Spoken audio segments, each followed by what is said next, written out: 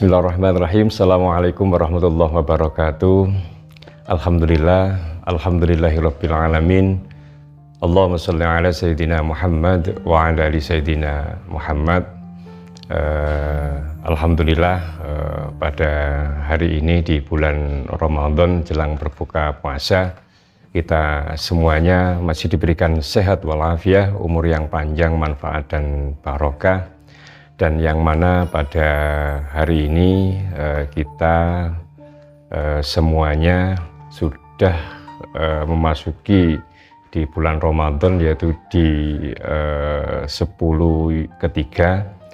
Kita dalam program yaitu Mutiara Senja Waqiah Indonesia. Tema yang kita angkat pada hari ini adalah tentang istiqomah. Jadi memang istiqomah ini sangat penting bagi kita, bagi setiap manusia. Karena apa? Kalau kita ingin sukses di dunia maupun di akhirat, kuncinya ada di istiqomah. Jadi kita sebagai manusia, kita sebagai umat muslim, apapun yang kita lakukan, kalau kemudian kita tidak istiqomah, kita tidak akan berhasil. Nah, ini ada beberapa urutan. Kalau kemudian apa sih buah dari istiqomah itu? Jadi yang pertama, kita innamal a'malu binniyah dulu. Apapun yang kita lakukan, kita awali dengan innamal a'malu binniyah, niat dulu. Nah, kemudian yang kedua adalah istiqomah. Nah, kemudian buah dari istiqomah itu adalah karomah. Nah, kemudian yang keempat, nah yang terakhir adalah barokah. Yang pertama adalah innamal a'malu binniyah. Apapun yang kita lakukan dengan niat baik, ya itu diniati dulu dengan innamal a'malu binniyah, niat baik dulu. Apapun yang kita lakukan, baik itu dalam hal ibadah, apapun dalam hal pekerjaan, itu kita awali dulu dengan niat dulu. Karena apa? Kita niat, umpama ini belum kesampaian. Nah, ini kita sudah mendapatkan pahala dengan niat baik kita. Itu yang pertama. Nah, kemudian istiqomah. Nah, istiqomah ini sangat penting sekali. Karena kalau kita mau sukses di dunia ataupun di akhirat, itu yang pertama kita lakukan dengan istiqomah. Apa itu istiqomah? Istiqomah itu adalah sesuatu yang kita lakukan terus-menerus, baik itu dalam hal ibadah maupun dalam hal pekerjaan. Nah, kalau dalam hal ibadah, kita sudah diwajibkan di dalam agama kita, yaitu sholat 5 waktu. Ya, ini kita sebenarnya sudah diajari untuk istiqomah. Baik itu dalam waktu, ya, karena sholat 5 waktu ini ya secara otomatis kita setiap hari melakukan ibadah dan ini wajib. Nah, sebenarnya ini kita diajari untuk istiqomah sebenarnya. Tanpa kita sadari kita diajari untuk istiqomah. Jadi sholat subuh, zuhur, asar, maghrib, isya, kita sudah diajari untuk istiqomah. Dalam hal ibadah, dalam hal pekerjaan pun juga begitu. Kalau kita tidak melakukan dengan istiqomah, kita tidak akan bisa berhasil melakukan pekerjaan apapun. Jadi selama ini memang kalau kita kemudian melihat orang-orang yang sukses, ya, orang-orang sukses itu mesti kalau kita tanya, orang-orang itu selalu menjawab dia melakukan terus-menerus. Bahkan kemudian kalau ditanya lagi juga jatuh bangun, karena istiqomah ini juga dianggap berat juga berat. Ya, karena apa? Wong yang kita lakukan terus menerus, ini kita lakukan berat juga berat. Tapi kalau kita sudah terus menerus kita lakukan, nah itu kalau kita tidak melakukan yang kita biasakan tidak enak. Contoh seperti ini, kalau kita sudah sering terus menerus kita melakukan ibadah, contoh sholat sunnah duha, gitu. Nah, kita ini pertama kita paksa untuk sholat duha, ya kan? Nah, kemudian kita paksa 1 minggu, 2 minggu, 1 bulan, 2 bulan, 3 bulan. Nah, setelah itu kita akan merasakan bagaimana kemudian kita sudah terbiasa setiap pagi kita melaksanakan sholat sunnah duha, kita tidak melakukan, itu rasanya tidak enak. lek jare wong Jawa iku gak jangkep ngoten ya. Nggak jangkep. Nah, kalau sudah merasakan seperti itu, yang akhirnya awal kita paksakan menjadi kebiasaan dalam hal ibadah, itu enak. Nah, dalam hal pekerjaan, melakukan sesuatu pekerjaan juga begitu. Kita punya usaha, kita tidak istiqomah, juga tidak akan bisa berhasil. Contoh kita buka warung. Hari ini kita buka, besok tutup, besok buka lagi. Lah, secara otomatis pelanggan juga akan bingung, ya, akan bingung.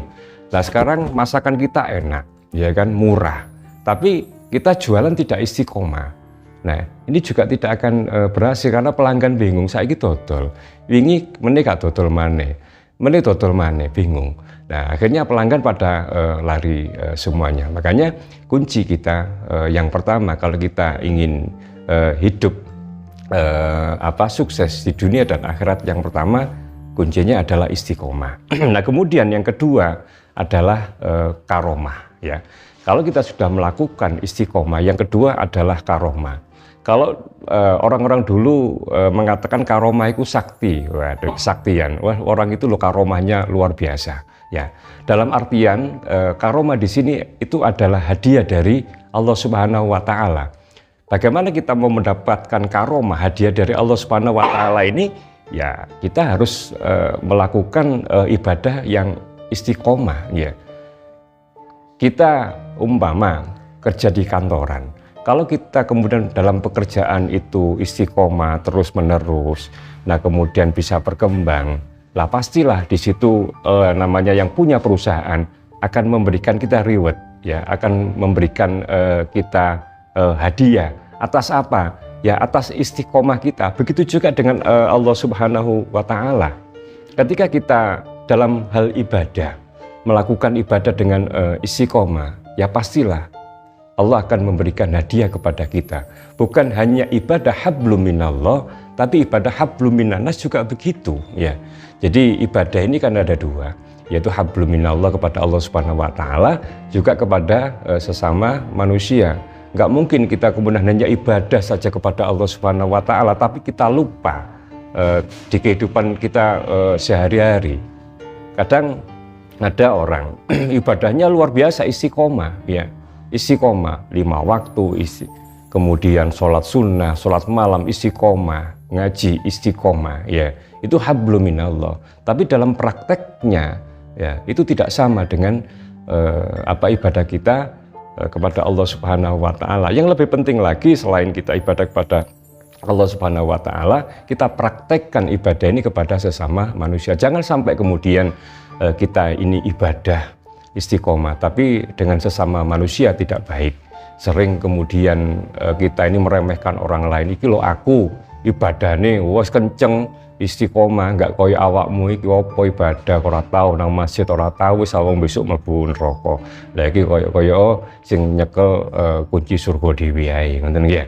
Jadi kita tidak boleh seperti itu. Kalau bisa malah kita tuntun orang-orang yang belum beribadah, kita dampingi orang-orang yang belum beribadah, dan itu pun harus dilakukan dengan istiqomah kalau kita mau berdakwah. Jadi yang pertama tadi kuncinya kalau kita ingin hidup sukses dunia akhirat, yaitu istiqomah. Kemudian yang kedua adalah kita akan mendapatkan karomah. Lah kalau dua ini sudah mendapatkan, nah yang terakhir kita akan mendapatkan keberkahan, ya. Yang namanya keberkahan ini tidak bisa kita lihat, tapi bisa kita rasakan. Bagaimana kemudian kita mendapatkan rezeki kok bisa namanya barokah? Iya, itu mudah kita rasakan. Begini, banyak orang sekarang ini lebih banyak mengejar dunia, ya, lebih banyak mengejar dunia, istiqomah dalam mengejar dunia, tapi lupa dalam hal beribadah, ya, lupa dalam hal beribadah. Nah ini kalau sudah mendapatkan rezeki yang tidak barokah, biasanya uang ini cepat habis, ya. Uang ini larinya kemana? Itu kadang juga tidak tahu. Karena apa? Ini rezekinya nggak barokah. Coba kemudian kalau kita ini rezeki kita barokah, kita bisa merasakan, biarpun rezeki tidak banyak, ya, tidak banyak. Tapi kemudian rezeki ini menjadi rezeki barokah. Rezeki ini akan menjadi awet, ya, untuk keluarga. Bisa kemudian untuk sodako bisa, untuk kemudian sodako ke tetangga kita yang tidak punya, ke anak yatim, itu juga begitu. Nah, rezeki kita akan menjadi barokah. Bukan hanya barokah itu, bukan hanya rezeki berupa secara materi, bukan, tapi secara batiniah ya, ada keberkahan.